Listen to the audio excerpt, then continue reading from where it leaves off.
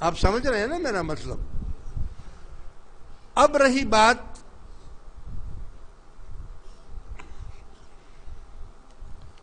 کہ ہمارے لیے تو ہمارے رسول سے بڑھ کر کوئی رسول نہیں، تو مشرک ہی کہلائیں گے، وہ مشرک کہلائیں گے، شرک کرنے والے ہی کہلائیں گے۔ اور قرآن نے یہ فیصلہ کر دیا ہے کہ ان الشرک لظلم عظیم، شرک سے بڑا کوئی بڑا ظلم ہے ہی نہیں۔ جو اللہ کے ساتھ کسی کو شریک کرے، جیسے عیسائی مائی مریم کو، عیسیٰ علیہ السلام کو اللہ کا بیٹا کہتے ہیں، تو لم یلد ولم یولد، اللہ نے نہ کسی کو جنا ہے اور نہ اللہ کو کسی نے جنا ہے، وہ اکیلا ہے، وحدہ لا شریک ہے۔ اس پر یہ بہتان ہے اگر اس کا کسی کو بیٹا بنا دیا جائے، تو یہ تو پھر شرک ہو گیا، کیونکہ اللہ کا بیٹا اگر اللہ بھی تو اللہ ہی ہوگا نا پھر، تو اس لیے یہ گناہ ہے، سخت عظیم گناہ اور عظیم شرک ہے۔ اب رہی بات کہ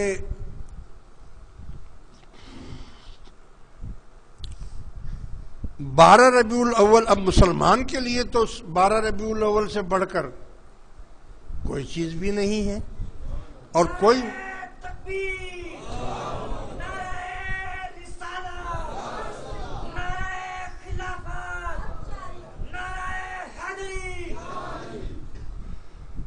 لیکن جو امت دعوت ہے اور جیسے مثال عیسیٰ علیہ السلام کے پیروکار ہیں، ظاہر ہے کہ ان کے لیے تو کرسمس ہی بڑا ہوگا، تو وہ اگر کہیں کہ ہمارا کرسمس جو ہے وہ بہت بڑا ہے، بہت اچھا ہے، ٹھیک ہے بھائی اچھا ہے، لیکن کوئی مسلمان یہ نہیں کہہ سکتا کہ کرسمس اچھا ہے۔ اب رہی بات اہمیت کا، تو سوال ہی پیدا نہیں ہوتا کہ اس کی اہمیت مسلمان کے نزدیک تو نہیں ہے، البتہ عیسائی کے نزدیک اگر وہ ہے تو ہے، وہ کریں، جب وہ نہیں مان رہے ہیں ایک بات کو تو نہ صحیح۔ اب رہی بات ان کے پیغمبر کی، یعنی عیسیٰ علیہ السلام کی، تو ہمیں سب سے پہلے یہ سکھایا گیا ہے آمنت باللہ، ہم ایمان لائے اللہ پر، وملائکتہ، اور اس کے فرشتوں پر، یعنی ہم نے فرشتوں کو دیکھا تو نہیں ہے نا، ملائکہ کو، مگر ہم اس پر ایمان لاتے ہیں، وکتبہ، اور ان آسمانی کتابوں پر، انجیل، توریت، زبور، قرآن، یہ چاروں کتابوں پر بھی ہم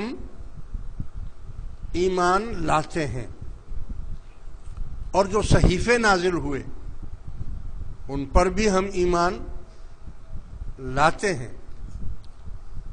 اجمالی طور پر تو ہم اس پر چاروں آسمانی کتابیں اللہ کی بھیجی ہوئی ہیں اور ہم اس پر ایمان لاتے ہیں کہ وہ اللہ کی طرف سے آئی ہوئی کتابیں ہیں، ہم اس میں کسی قسم کا شک نہیں کرتے۔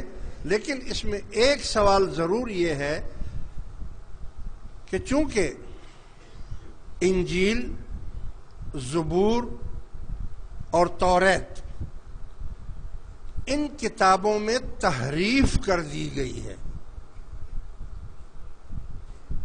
یعنی جیسے فرقے نہیں بن جاتے ہیں، تو انہوں نے فرقہ بازی کر کے اس میں سے وہ احکامات نکال دیے جس کی گواہی رسول اللہ کے لیے دی جاتی تھی، انہوں نے اس میں سے وہ چیزیں نکال کر پادریوں نے اپنے مقصد اور اپنے مطلب کی باتیں اس میں ڈال دی ہیں۔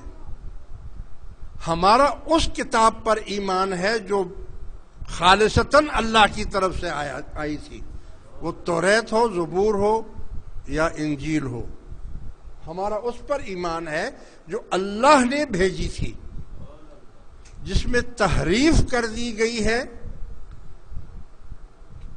تبدیلیاں کر دی گئی ہیں، وہ پادریوں نے اپنے اپنے فرقے کیتھولک اور بنانا دوسرا تیسرا اور بھی تو ہے نا۔ آپ اس سے یہ اندازہ لگائیں، اس وقت پوری دنیا میں عیسائی مذہب میں 111 بائبل ہیں۔ کتنے؟ 111 بائبل ہیں، اور وہ سب ایک دوسرے سے مختلف ہیں، یعنی اپنے اپنے مقصد کے لیے ان کے جو پوپ ہیں یا جو ان کے پادری ہیں، انہوں نے اپنی طرف سے اس میں چیزیں نکال کر چیزیں ڈال دی ہیں۔ قرآن پر ہم ان کو بھی دعوت دیتے ہیں کہ آپ اپنی ان کتابوں کو چھوڑ دو، کیونکہ یہ صحیح نہیں ہے۔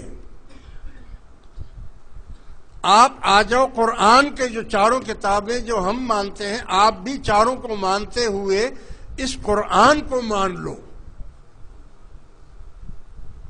اس کی دلیل ہم یہ دیتے ہیں کہ ان کتابوں میں تحریف ہو چکی ہے، سوائے قرآن کے کہ قرآن ایک ایسی کتاب ہے کہ جس میں قیامت تک تحریف ہو نہیں سکتی۔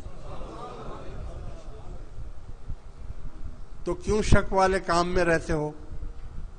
شک والی بات میں عیسائی ہو، یہودی ہو، ہندو، کوئی بھی ہو، کیوں ایسے شک والے کام میں آپ رہتے ہیں جس میں تحریف ہو سکتی ہے، جس میں تبدیلی ہو سکتی ہے، جس میں ایک پادری ایک کتاب لکھتا ہے، دوسری پادری دوسری کتاب لکھتا ہے، تیسرا تیسری کتاب لکھ دیتا ہے، اور اس میں اپنے مطلب کی باتیں ڈال کر اس میں سے حضور علیہ الصلوۃ والسلام کی جو صفات بیان کی گئی ہیں ان کو آپ اس کو نکال دیتے ہیں۔ تو آ جاؤ قرآن کی طرف۔ کیوں؟ قرآن بھی آسمانی کتاب ہے، تو آ جاؤ۔ کیوں آ جاؤ؟ اس لیے کہ قرآن میں قیامت تک ایک زبر اور زیر کا فرق کوئی ڈال نہیں سکتا،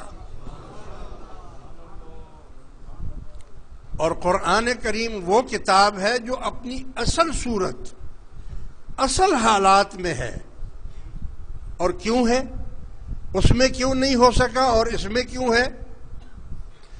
اس لیے کہ اس کا بھی اللہ تعالیٰ نے قرآن میں ہی ارشاد فرما دیا ہے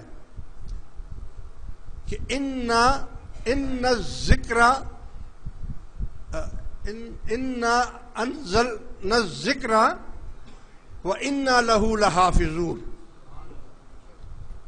یہ جو قرآن میں نے نازل کیا ہے، اللہ فرماتا ہے کہ میں نے ہی اس کو نازل کیا ہے اور میں ہی اس کی حفاظت کروں گا قیامت تک۔ یعنی اس میں کوئی کمی بیشی نہیں کر سکتا۔ کوئی ترجمے میں کر لے، ترجمہ اس کا جو ہے وہ کوئی اپنی طرف سے اس میں ملاوٹ کر دے، لیکن قرآن کے جو حقیقی جو آیتیں، صورتیں، رکوع ہیں، اس میں قیامت تک کوئی اس میں کمی بیشی نہیں کر سکتا۔ یہ جوں کا توں ہے، اور یہ حضور کا معجزہ قیامت تک رہے گا۔ اگر کسی نے کہنا ہے کہ میں نے حضور کا کوئی معجزہ دیکھنا ہے، تو آج ہی قرآن شریف اٹھا کر دیکھ لو، یہ حضور کا معجزہ ہے۔ یہی قرآن پاکستان میں ملے گا، یہی قرآن امریکہ میں ملے گا، یہی قرآن فرانس میں ملے گا، یہی قرآن آپ کو روس میں ملے گا، یہی قرآن عربوں میں ملے گا، یہی قرآن عجموں میں ملے گا۔ یعنی اس میں کوئی دنیا کے کسی کونے میں بھی اس میں کوئی تخریف کر نہیں سکتا۔ کیوں؟ کیونکہ اللہ تبارک و تعالیٰ نے اس قرآن کریم کو مسلمانوں کے دلوں میں، بچوں کے دلوں میں، چھوٹے چھوٹے معصوم بچوں کے دلوں میں، یہ جو بیٹھے ہوئے ہیں ان کے دلوں کے اندر اس کو پیوست کر دیا ہے. اور آپ کتابیں ساری قرآن شریف دریا میں ڈال دیں، ضرورت نہیں ہے مسلمان اس کو دوبارہ ویسا ہی لکھ لیں گے جیسا تھا،